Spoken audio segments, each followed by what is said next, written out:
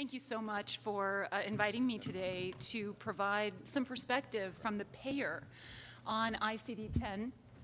So some of the work that I'm responsible for is related to our ICD-10 preparedness. And Aetna developed 2 years ago a dedicated project management organization that is focused exclusively on ICD-10 preparation. And this really came on the heels, of course, of our 5010 implementation.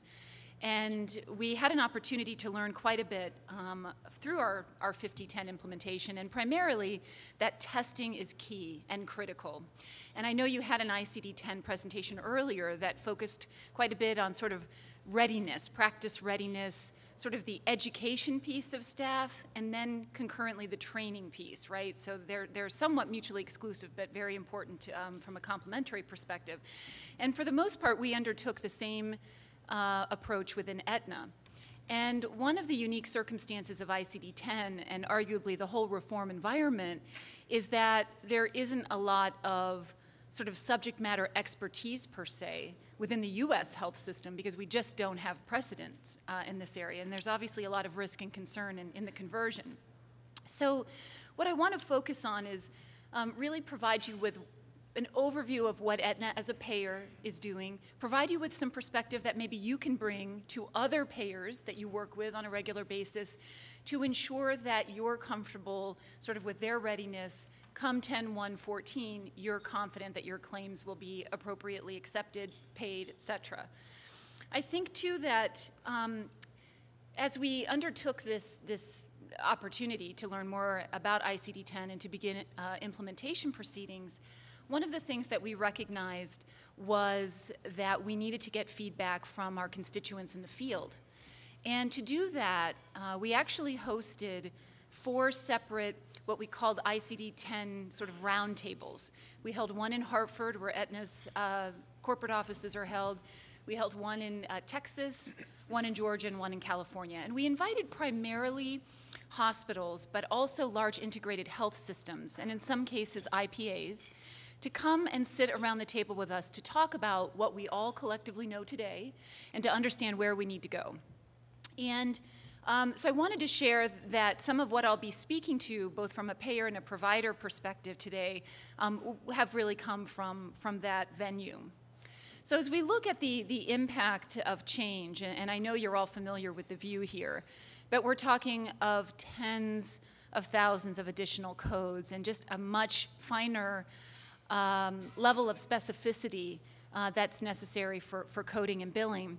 In preparation for today's discussion to this audience, I did take a look at specific podiatric sort of coding and risks, and wanted to mention that we in our work, and certainly within the industry, haven't identified any specific podiatric risks in terms of coding, but around wound care, there is a much broader sort of breadth of compression and non-compression coding around wound care. So just something that I'm sure you'll uncover as you start taking a look at some of your typical coding patterns in the ICD-10 conversion. So this is just a schematic that just illustrates the complexity. You can see at the top, we've got the structure change. You can see the additional places after the decimal that will provide some very specific specificity, as I mentioned. When I was 10, I dropped a barbell on my foot at a friend's house, and I'm sure there's an ICD code for that. I've decided if I look closely enough, I'll find it. So in terms of how we are preparing and what tools and resources we're using, we've got the crosswalk tools that CMS has provided. The most common that's used is called GEMS. It's the General Equivalence Mappings. And what's important here is that it's really taking the ICD-9 data, so it's taking the status quo, mapping it to 10. So what do we expect to see in terms of changes? Within Aetna today, we have taken large data sets, and we've actually sort of manually run them through GEMS so that we can understand if we're looking sort of in a one-to-one environment, what might we expect to see in terms of changes? And the changes are in terms of clinical policies, payment levels, where do we see some incongruity? The second is looking at that the opposite direction. The reimbursement mappings are actually looking at a 10 environment and trying to map those back to 9. And one reason that can be important It really depends upon the payer, and this is one of the points I wanted to mention to have you think about.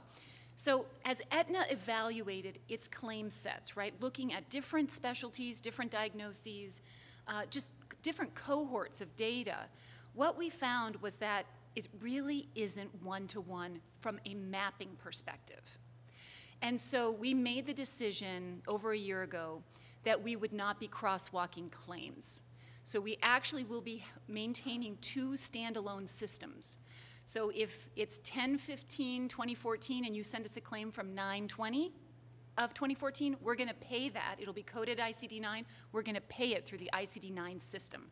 We're not going to take that and try to map it back because we found too many incongruities in terms of our outcome. Conversely, we will be ready and accepting and paying through an ICD-10 system your claims that are coming in with ICD-10 codes. We're going to pay those through an ICD-10 ready system.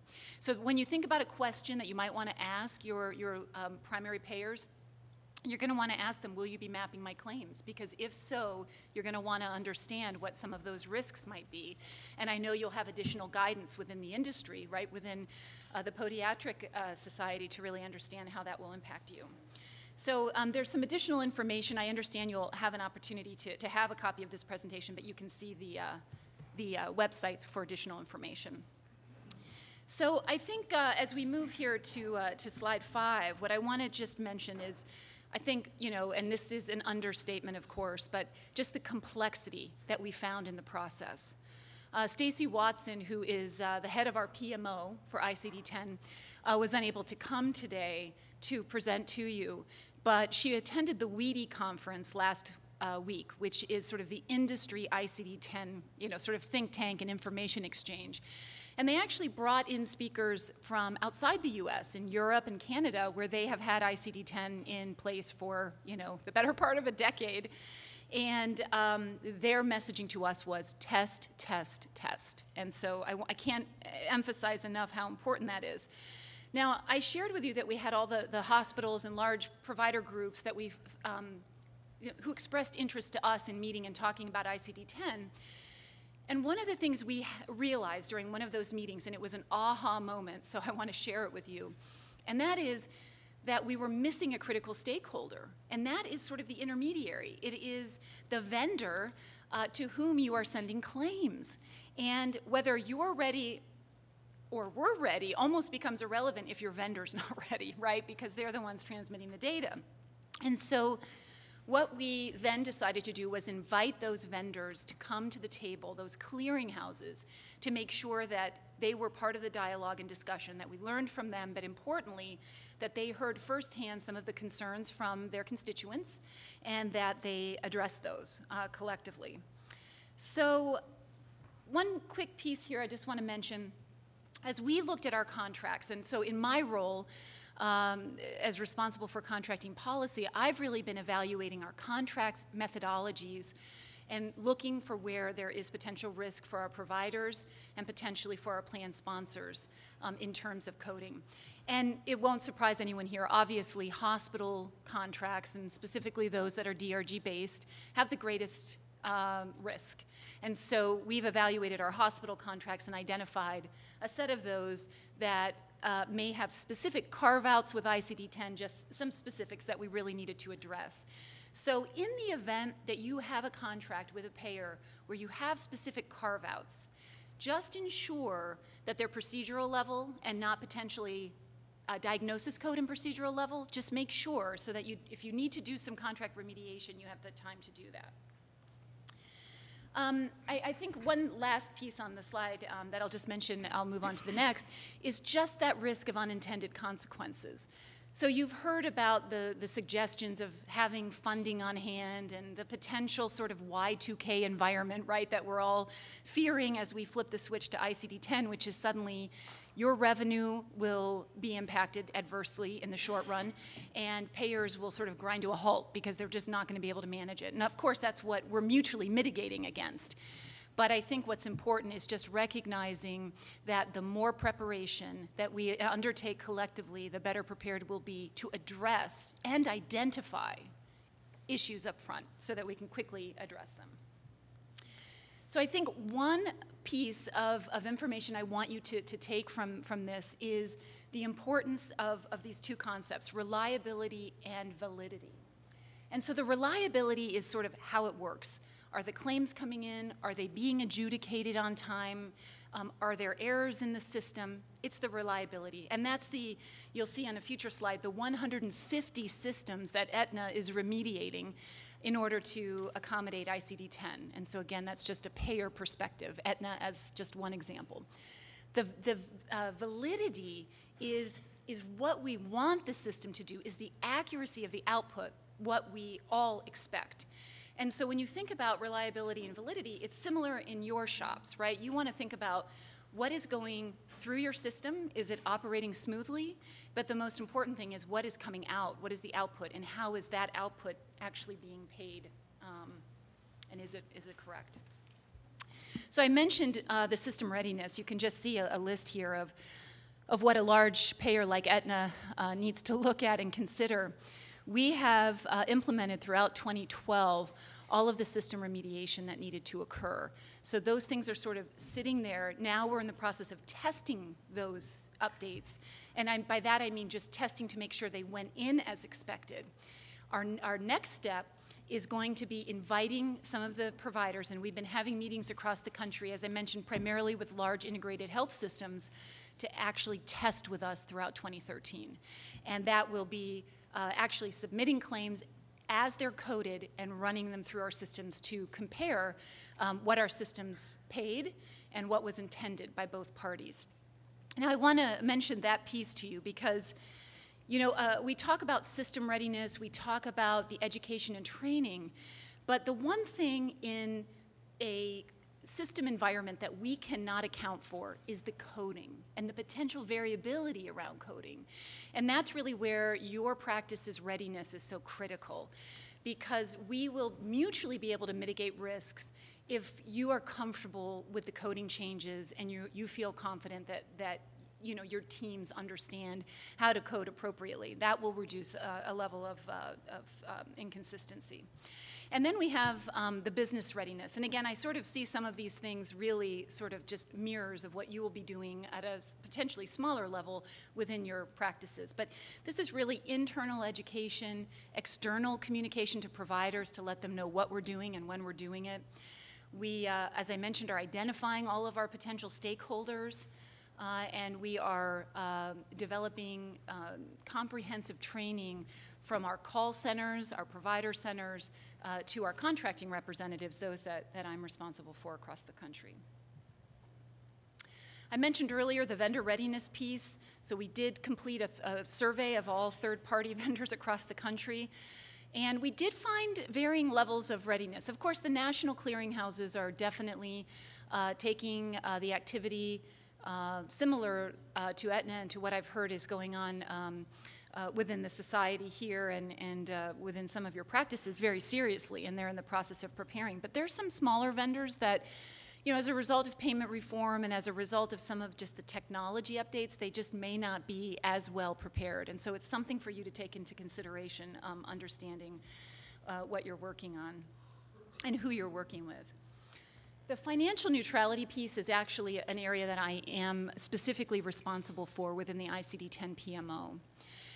And financial neutrality means that, as a result of the switch from ICD-9 to ICD-10, the intent is not to add additional dollars to the healthcare system, and it's not to take them out.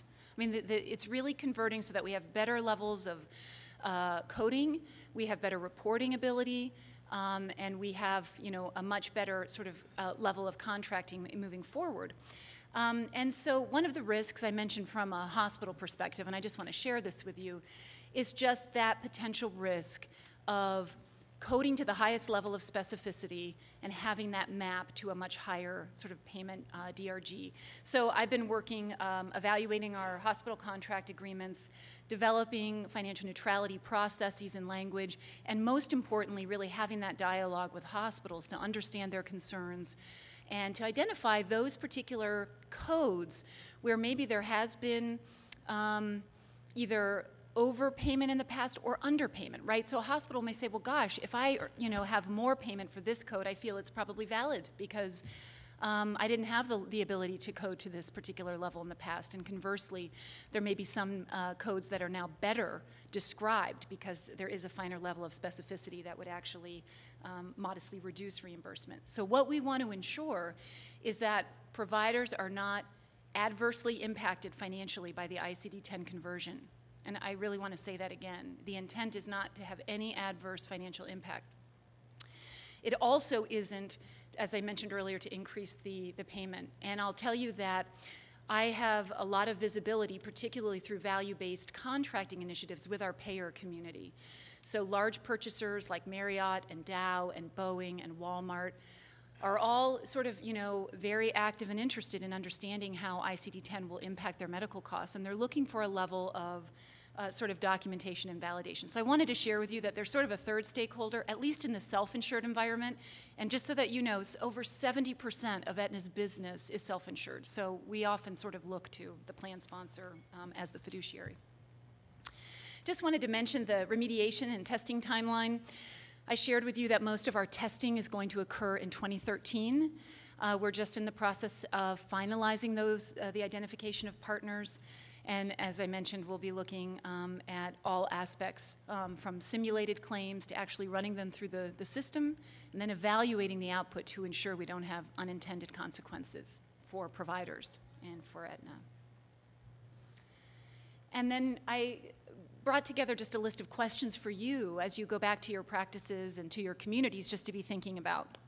And these are questions that we asked ourselves, so I'll just spend one moment, and I am sensitive to time, so we'll open it up for questions here shortly. But have you identified the internal systems and processes that are going to be impacted? So it could be anything from your, from just the coding documents that you use, the software package, all the way to your vendor.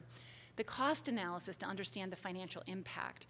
Now that's a little more challenging, and that's where working together with a payer like Aetna, working together within a specialty society, you can really start to evaluate that. So I mentioned, wound care. That may be something that, if there are any challenges or issues, to identify those so that you can ensure at the front end that you're ready.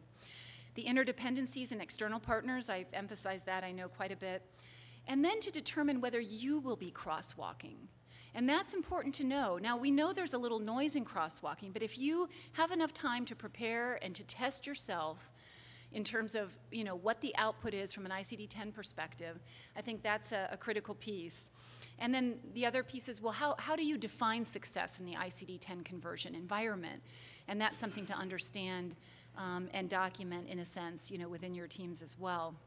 In some cases, it may be enhanced reporting and being able to identify specific, just coding or condition sets.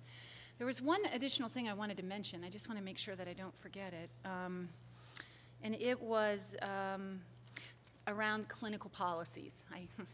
And so one of the remediation areas for Aetna and for all payers is really ensuring that any area within clinical policies, and someone mentioned to me earlier just that there was a clinical coding, there are issues that arise from time to time and they need to be evaluated. And so that's an area where we are actively remediating, and we will be making those changes transparent to you all through our online tools, Navinet. We will be identifying sort of the ICD-9 and ICD-10 if there are changes. So some of those are diagnosis dependent, and we'll want you to know and understand those up front so that you're ready from a coding perspective.